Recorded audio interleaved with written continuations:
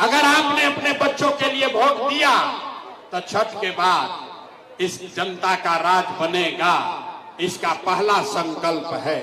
सबको याद कर लीजिए, इसका पहला संकल्प है, नाली गली बनो चाहे मत बनो, स्कूल अस्पताल जब सुधरी तब सुधरी, लेकिन साल भर के अंदर जितना आपके घर का सामान गया है बाहर मजदूरी करने, रोजी रोजगार के चक्कर में, जो बच्चे आपके पढ़ लिख कर बेरोजगार बैठे हैं, उसको सरकारी नौकरी मिले या ना मिले, लेकिन सभी के लिए, याद कर लो भाई, सभी के लिए कम से कम 10 से 12 हजार रुपया के रोजी रोजगार का व्यवस्था यही बिहार में करके दे दिया जाएगा। होना चाहिए, होके के चाहिए, बात बुझाई। 10-12 हजार के इधर रोजी रोजगार हो जाए तो गरीबी कम हो कि ना हो? जोर से बोलिए, होगा कि नहीं होगा? होगा।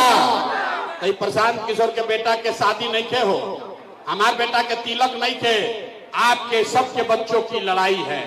अगर ये बात समझ में आ गया तो अभी यहां से जाइएगा घर, तो अपने पति को, अपना बेटा को, भाई को, भतीजा को, गांव में दोस्त को, मित्र को बताना है, ए बचवा, ए बचवा, अब की हाली दिवाली या छठ में जब घरे आईब, याद कर लो भाई, ए बचवा, अब की हाली दिवाली या छठ में जब घरे आईब, तब फिर जीवन में कभी 10-12 हजार रुपया के नौकरी मजदूरी खाती अपन गांव बिहार छोड़कर बाहर ना जाए के पड़ी। मंजूर है? सबको मंजूर है? दूसरा संकल्प, जिसका उम्र 60 वर्ष से ज्यादा है, अब वो रोजी रोजगार मजदूरी नहीं कर सकता है। और नीतीश कुमार उसको अभी 20 वर्ष से 400 रुपया भीख दे रहे थे, 1100 रुपया किए हैं। तो अब छठ के बाद जेकर उम्र 60 वर्ष से ज्यादा बा, छठ के बाद उसको 400 रुपया का भीख नहीं, 1100 रुपया का पेंशन नहीं, हर 60 साल से ज्यादा उम्र के महिला पुरुष को हर महीने 2000 रुपया महीना का सम्मान राशि जरूर दिया जाएगा। होकर के चाहिए, पास कीजिए प्रस्ताव, हाथ उठाकर होना चाहिए।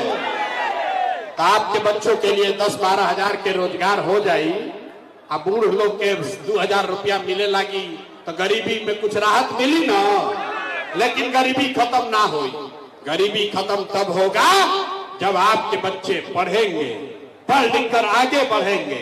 तो इसलिए तय हुआ कि अगर आपने अपने बच्चों के लिए वोट दिया, शिक्षा रोजगार के लिए वोट दिया, तो दिवाली के छठ के बाद हर गरीब व्यक्ति को ये अवसर होगा, हर गरीब परिवार को, कि जब तक सरकारी स्कूल ना सुधरी, अभी आपका लड़का जाता है स्कूल में, पढ़ता नहीं है, खिचड़ी खाया घरे चला आया।